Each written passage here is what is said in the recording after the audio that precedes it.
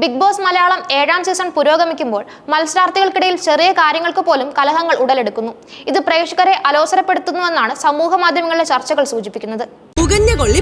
ഈ ടാസ്കിന് ഒരേ ഒരു ശരത്, അഭിശ്രീ, അനീഷ്, ഷാനവാസ് തുടങ്ങിയവർ പലപ്പോഴും ആവശ്യമില്ലാത്ത കാര്യങ്ങൾക്ക് വഴക്കുണ്ടാക്കുന്നുവെന്ന വിമർശനം ശക്തമാണ്.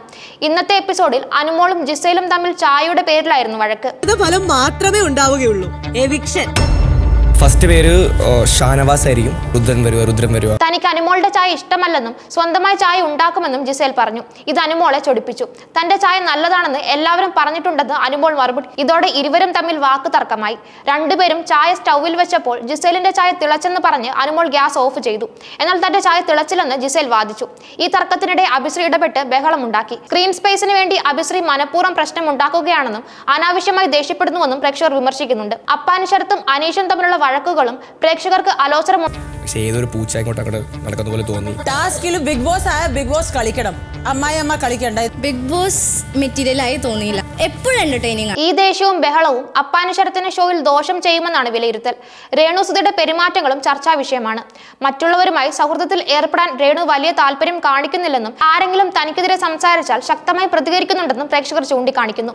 അതേസമയം ഹൗസിലെ ആളുകളെ അടുത്തറിഞ്ഞു വരുന്നേ ഉള്ളൂ എന്നാണ് രേണുവിന്റെ നിലപാട്.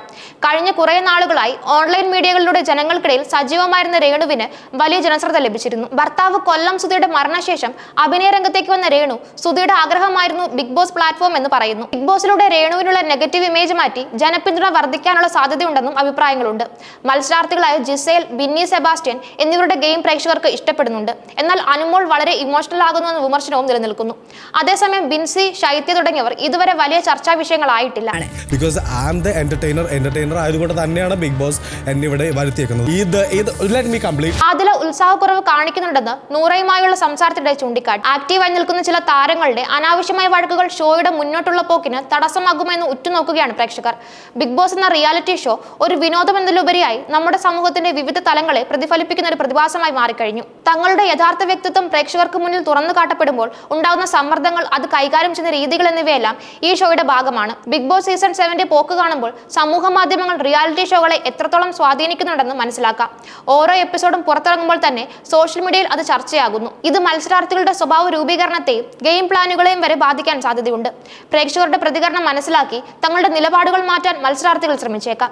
എന്നാൽ ഇത് പലപ്പോഴും സ്വാഭാവികത നഷ്ടപ്പെടുത്തുകയും പ്രേക്ഷകരുടെ വിമർശനങ്ങൾക്ക് കാരണമാകുകയും ചെയ്യും. ഷോയുടെ ജനപ്രിയത നിലനിർത്തുന്നതിൽ സോഷ്യൽ മീഡിയയുടെ പങ്ക് വളരെ വലുതാണ്. എങ്കിലും ഈ സ്വാധീനം മത്സരാർത്ഥികളുടെ പ്രകടനത്തെ എങ്ങനെ ബാധിക്കുമെന്നത് ഒരു പ്രധാന ചോദ്യമാണ്. വഴക്കുകളും തർക്കങ്ങളും ഒരു വശത്ത് നടക്കുമ്പോൾ തന്നെ ബിഗ് ബോസ് ഹൗസ് പല മത്സരാർത്ഥികൾക്കും വ്യക്തിപരമായ വളർച്ചയ്ക്കുള്ള ഒരു വേദിയായി മാറുന്നുണ്ട്. വ്യത്യസ്ത പശ്ചാത്തലങ്ങളിൽ നിന്നുള്ള ആളുകളുമായി ഇടപഴകാനും തങ്ങളുടെ പരിമിതികൾ തിരിച്ചറിയാനും വികാരങ്ങളെ നിയന്ത്രിക്കാനും അവർ പഠിക്കുന്നു. കൊല്ലം സുധിയുടെ ഭാര്യയായ രേണു സുധിയെ പോലുള്ളവർക്ക് ജീവിതത്തിലെ പ്രതിസന്ധികളെ അതിജീവിക്കാനും സ്വന്തം കഴിവുകൾ തിരിച്ചറിയാനും ഇതൊരു അവസരം നൽകുന്നു.